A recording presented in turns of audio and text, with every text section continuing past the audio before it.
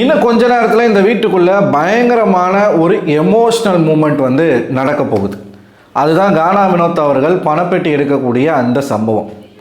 அதுக்கான ஃபோட்டோஸ் எல்லாமே வந்துருச்சு. இந்த ஃபோட்டோஸ் எப்படி லீக் ஆச்சுன்னு தெரியல. இதுக்கப்புறம் நடக்க போகிற விஷயங்களுடைய ஃபோட்டோஸ் வந்திருக்கு. கானா வினோத் 18 லட்சத்தி சில்லரை இந்த பணப்பெட்டியில் சேர்ந்த உடனே அவராக வாலண்டியராக போய் அந்த பணப்பெட்டியை எடுக்கிறார். அவர் தெரிஞ்சு எடுத்தாரா இல்லை தெரியாமல் விளையாட்டுக்கு போய் தூக்கிட்டாரா என்ன ஏதுன்னு தெரியல. அத்தனை பேரும் அங்கே இருக்கிறவங்க அழுகுறாங்க, திவாகரை தவிர. கெமி, சபரி எல்லாருமே லிட்டரலாக, ரம்யா எல்லாருமே லிட்டரலாக அழுகுறாங்க. நாமளுமே கானா வினோத் டைட்டிலுக்கு டிசர்விங்கான நபர் இல்லை, அவர்கிட்டையும் குறைகள் இருக்குது. அந்த குறைகள் வெளியில் பேசப்படுறது கிடையாதுன்னு நம்மளுமே பேசியிருக்கோம். ஆனால் ஒருபோதும் கானா வினோத் அவர்களுடைய ஒரு முடிவு இந்த மாதிரி இருக்கணும்னு நான் நினச்சதில்லை. திருப்பி மாற்ற முடியாத ஒரு தவறை கானா வினோத் அவர்கள் பண்ணிட்டாரு வாழ்க்கையில். யாருக்கிட்ட தோக்கக்கூடாதோ அவன் முன்னாடி நீங்கள் தோத்துட்டீங்க அப்படின்னு தான் நான் சொல்லுவேன். திவாகர் முன்னாடி கெத்தா கானா வினோத் அவர்கள் ஜெயிச்சு இந்த நீங்கள் கோர்ட்டில் ஒரு ஒரு ஒரு ஆட்டிடியூட் ஒன்று காட்டினீங்கல்ல, அவனை பார்த்து அதை காட்டியிருக்கணும். ஆனால் அதை செய்யாமல் நீங்கள் அவசரப்பட்டு என்ன காரணத்துக்காக அவர் இந்த பணப்பெட்டி எடுத்தாருன்னு எனக்கு தெரியல. மேபி அவர் குடும்ப கடனை நினச்சி அவர் எடுத்தாரா? அப்படி இருந்தாலும் 50 லட்சம் ரூபாய் நீங்கள் ஜெயிக்க போகிறீங்க. அப்படி இருக்கும் பொழுது நீங்கள் எதுக்காக இந்த 18 லட்சத்துக்கு ஆசைப்பட்டு ஒரு தவறான ஒரு முடிவு எடுக்கணும் அப்படிங்கிறது தான் மிக மிக வருத்தமான ஒரு விஷயமா இருக்குது. அந்த ஃபோட்டோவில் நீங்கள் பார்த்தீங்கன்னா திவ்யா போய் ஹக் பண்ணுறாங்க கானா வினோத்தை. சபரி முத்தம் கொடுக்குறாரு கானா வினோத்துக்கிட்ட. ஒரு பக்கம் அரோரா அழுகுற மாதிரி காட்டுறாங்க, ஒரு பக்கம் ரம்யா அழுகுறாங்க, ஒரு பக்கம் கெமி கண்கலங்க நிற்கிறாங்க. இப்போது இந்த ஃபோட்டோஸ் வந்துருச்சு. சீரியஸாக சொல்கிறேன், எந்த ஃபேனாக இருந்தாலும், இப்போ போன சீசனில் ஜாக்லின் அவர்கள் அந்த பணப்பெட்டியை டச் பண்ணிட்டு வர அப்படின்ற டாஸ்கில் அவங்க ஓடிட்டு வரும்போது கொஞ்சம் ஒரு 3 செகண்ட்ஸ் லேட்டாக வந்துட்டாங்க. எல்லா ஃபேண்டமுமே ஜாக்லினுக்காக அழுதுச்சு. எல்லாரும் கண்ணீர் வடிச்சாங்க. அந்த காட்சியை பார்த்தா அனைவருமே கண்ணீர் சிந்தினாங்க. அந்த பெயின், ஜாக்லின் அங்கே அழுதது, பிக் பாஸ் ஜாக்லின் கிட்ட பேசின விதம், இது அத்தனை பேரையும் உடைச்சிது. அத்தனை பேருமே உடைச்சிது. போன சீசனில் நம்ம ஜாக்லினுக்கு சப்போர்ட் பண்ணோம். அது எனக்கு பயங்கரமான ஒரு ஹார்ட் பிரேக்கிங் மூமெண்ட்டை தான் இருந்துச்சு. இந்த சீசன் 6ல் விக்ரமன் ரன்னர்னு சொல்லும்போது எனக்கு எப்படிப்பட்ட ஒரு மனநிலை வந்துச்சோ, அதே மாதிரி ஜாக்லின் அவர்கள், எனக்கு அர்ச்சனா ஜெயிச்சதில் பெருசாக ஆச்சரியம் கிடையாது. ஏன்னா அவங்க ஜெயிப்பாங்கன்றது 100% தெரியும். ஏன்னா அந்த மாதிரியான ஒரு சம்பவத்தை அவங்க பண்ணாங்க. சரிங்களா? அதே மாதிரி கானா வினோத் அவர்கள் ஜெயிக்கணும் அப்படிங்கிறது பெரும்பான்மை மக்களினுடைய ஒரு முடிவு. அந்த முடிவு சரியா தப்பான்றது மட்டும்தான் நம்மளால் சொல்ல முடியுமே தவிர்த்து இது நடக்கக்கூடாதுன்னு நம்மளால் சொல்ல முடியாது. அதை நம்மளால் தடுக்க முடியாது. புரியுதா நான் சொல்கிறது? இப்போ நான் ஒருத்தன் பேசி அதை தடுத்துட முடியுமான்னு கேட்டால் முடியாது, வாய்ப்பே கிடையாது. மக்கள் டிசைட் பண்ணிட்டாங்க கானா வினோத் தான் டைட்டில் வின்னர் சொல்லிட்டு. இப்போ கானா வினோத் அவர்களுடைய இந்த ஒரு தவறான ஒரு முடிவு யாரெல்லாம் பாதிச்சிருக்கு அப்படின்னு பார்த்தீங்கன்னா, அவர் கூடவே இருந்த ஆட்களை பயங்கரமாக பாதிச்சிருக்கு. அவருடைய மனைவி முதல்ல இது அஃபிஷியலாக எனக்கு கால் வரல, யாரும் நம்பாதீங்க அப்படின்னு சொல்லி ஒரு போஸ்ட்டை போட்டாங்க. அதுக்கப்புறமா அவங்களே கானா வினோத் வெளியில் போயிட்டாருன்னு இன்னொருத்தர் பேசிய வீடியோவை போஸ்ட்டாக போட்டாங்க. இப்போ இதில் நமக்கு என்ன மாற்று கருத்து இருக்குது அப்படின்னா, இன்னார் பேசி தான் அவர் போனார், இவங்க தான் மைண்ட் வாஷ் பண்ணிட்டாங்க, பிரெயின் வாஷ் பண்ணிட்டாங்க, இதுதான் நம்ம அதை நம்ம அப்படி சொல்ல முடியாது. வினோத் அவர்களுடைய தவறு நம்ம சொல்கிறோமே தவிர்த்து, இப்போயும் நான் சொல்கிறது வினோத் அவர்களுடைய முழுக்க முழுக்க தவறு. இப்போது கானா வினோத் இப்போ எடுத்துட்டாரு, அது எல்லாருமே பாதிக்கும். விஜய் டிவியில் இருக்கக்கூடிய முன்னாள் ஆர்டிஸ்ட், இன்னாள் ஆர்டிஸ்ட், இந்த ஷோவை பார்க்கக்கூடிய செலிப்ரிட்டிஸ், சோஷியல் மீடியா இன்ஃப்ளூயன்சர்ஸ், மொத்தமாக எல்லாருமே இதை பேசியிருக்காங்க. வினோத் அவர்கள் பண்ணிய ஒரு தவறு. இந்த சமுதாயத்தில் நான் போன வீடியோவில் இந்த விஷயத்தை நான் பேசியிருப்பேன். சாதியை வைத்து ஏற்றத்தாழ்வு பார்ப்பது பிக் பாஸ் வீட்டுக்குள்ளே நடக்குது. எனக்கு என்ன ஆச்சரியம்னா, திவாகர் அவ்வளோ பேசுகிறான், அவனை பேச விட்டு வேடிக்கை பார்க்குறாரு பிக் பாஸ். நந்தினி அவர்கள் ஒரு வீடியோ, ஒரு இன்டர்வியூ ஒன்று கொடுத்துருந்தாங்க. அந்த இன்டர்வியூ பற்றி நான் தனியாகவே பேசணுன்னு இருக்கேன், நம்ம பேசுவோம். சரிங்களா? இப்போ அவர் பேசணும்னு அதில் சில விஷயங்கள் அவங்க சொல்லியிருக்காங்க. அது கரெக்டான ஒரு விஷயம் தான், நம்ம ஆல்ரெடி நம்ம பேசின விஷயங்கள் தான். இந்த திவாகர் வந்து பேசியே வந்து இப்போ சபரியை வந்து ஓட் பண்ணணும், சபரி ஜெயிக்கணும் அப்படின்னு அவன் சொல்லிக்கிட்டு இருக்கான். கானா வினோத் அப்பயாச்சும் அந்த இடத்துல ஸ்ட்ராங்காக இருந்திருக்கணும். ரம்யா சொல்லிட்டாங்க, ஓப்பனாகவே சொல்லிட்டாங்க. அப்புறம் எதுக்காக அவர் அதை எடுத்தார் எனக்கு புரியவே இல்லை.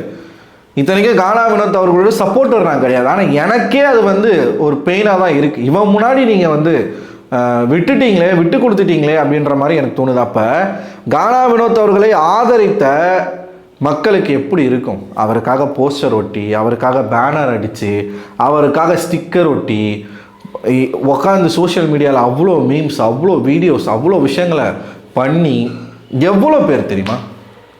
நான் நேற்று கூட சொல்லியிருப்பேன், என்னுடைய நண்பர்கள் சைட்லேயே பல பேர் கானா வினோத் அவர்களுடைய ஆதரவாளர், அவருடைய ஃபேன். அவங்களுக்கும் எனக்கும் பயங்கரமான டிபேட், அவ்வளோ பேசி அவ்வளோ டிபேட் பண்ணி இப்போ வந்து கானா வினோத் அவர்களுடைய இந்த ஒரு தவறான ஒரு செயல் அவரே வந்து ஃபீல் பண்ணியிருப்பார். நேரம் அவர் வெளியில் வந்திருந்தாருன்னா அவரே பார்த்து வருத்தப்பட்டிருப்பார். இதை காலகாலத்துக்கும் அவரால் வந்து மறக்க முடியாது, காலகாலத்துக்கும் அவரால் மறக்க முடியாது. இதுக்கப்புறம் எப்படி வந்து அவர் திரும்ப இந்த மேடை கிடைக்குமா? இந்த பிக் பாஸ் மேடை வந்து கிடைக்குமா? இதுக்கப்புறம் விஜய்டி வந்து பிக் பாஸ் அல்டிமேட்னு ஒன்று வச்சு அதில் ஒரு வேளை கானா வினோத்தை வர வச்சாங்க அப்படின்னா வாய்ப்பு இருக்குது.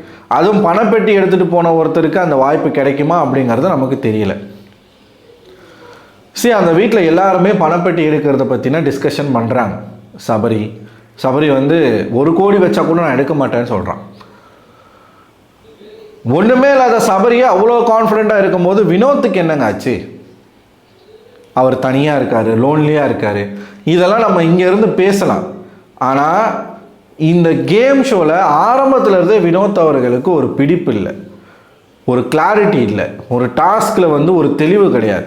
இந்த ஷோ எப்படி, என்ன பண்ணணும், ஏது பண்ணணும், எந்த நேரம் என்ன நடக்கும், நம்மளை என்ன பண்ணுவாங்க, நம்ம எப்படி அதுக்கு ரியாக்ட் பண்ணணும், இந்த ஷோனுடைய அடித்தளமே அவருக்கு தெரியலை. வர்றதுக்கு முன்னாடி அது எல்லாமே தெரிஞ்சுக்கிட்டு தானே வந்திருக்கோம். நீங்கள் இதுதான் சொல்கிறது, யார் பேச்சை கேட்குறீங்களோ இல்லையோ உங்கள் மனைவி பேச்சை கேட்டிருக்கலாம். ரம்யா சொல்லி நீங்கள் கேட்கல, உங்கள் மனைவி சொல்லி நீங்கள் கேட்கல, போத்தன் சொன்னாருன்னு சொல்லிட்டு நீங்கள் போத்தன் பேச்சை கேட்டு இந்த கமருதனுக்கும் பார்வதிக்கும் சப்போர்ட் பண்ணீங்க. எங்கேயோ இருந்து வந்த போத்தன் சொன்னார்.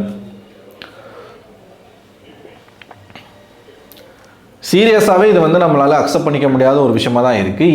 இது பிக் பாஸ் வரலாற்றிலேயே இது ஒரு சோகமான ஒரு மொமெண்ட்டாக பதிவு செய்யப்படும். யோசிச்சு பாருங்களேன், ஒரு டைட்டில் வின் பண்ண போகிற ஒருத்தர் பணப்பேட்டி எடுத்துகிட்டு போகிறாரு. இப்போ கவின் வந்து சீசன் 3 வந்து எடுத்துட்டாரு அப்படின்ற ஒரு விஷயம்.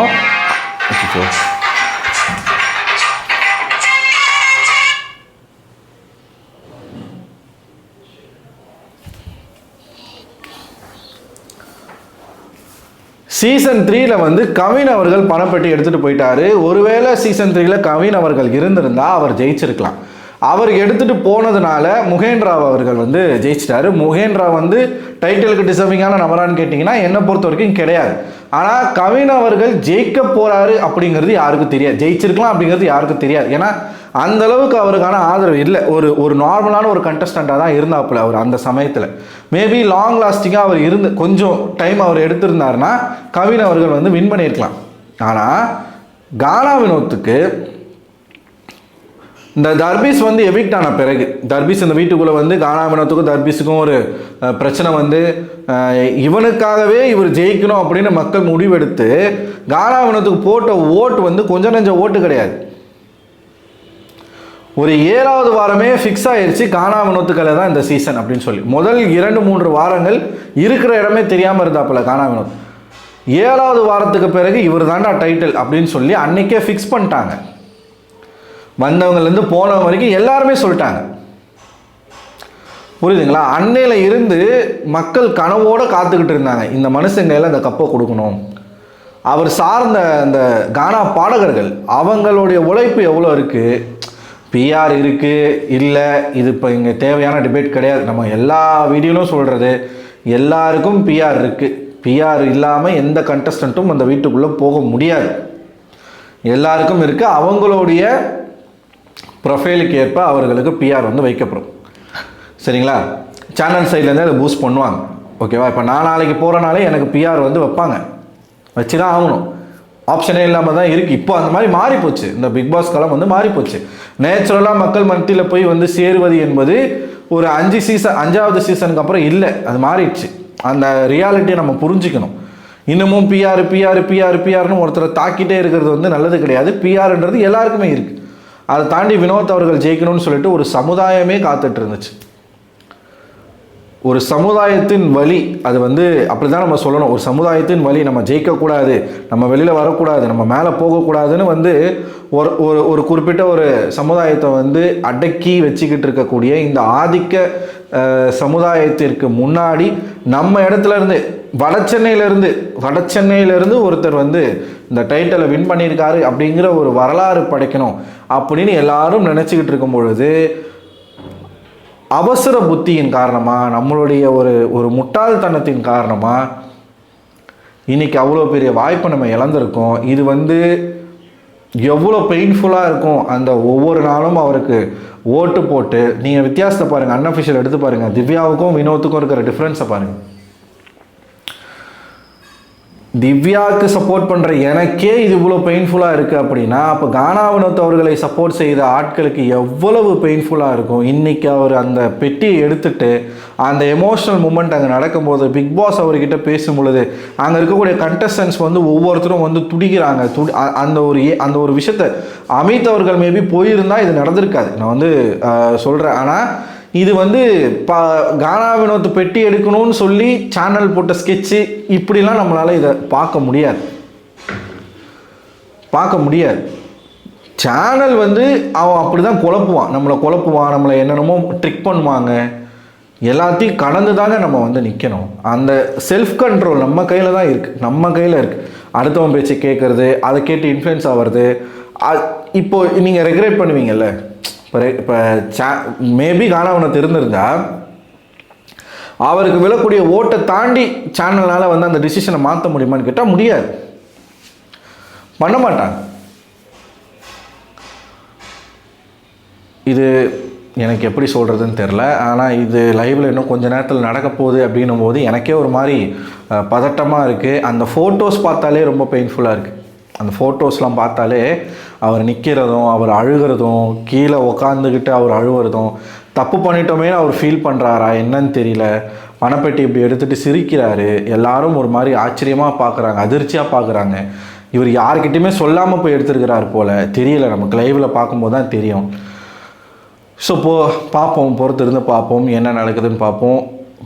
ஓகே, இது ஒரு பாடம்.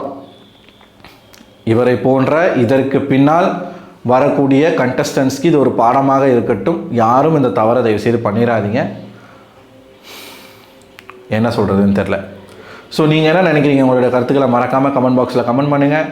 கண்டிப்பாக வாய்ப்பு கிடைச்சா வினோத் அவர்களை போய் நான் சந்திப்பேன். நான் வந்து பர்சனலாக நம்ம ஏரியா அண்ணன் அவரை போய் நான் பர்சனலாக பார்ப்பேன். என்னுடைய கருத்துக்களை அவர்கிட்ட நான் சொல்லுவேன், பார்த்துட்டு வரேன்.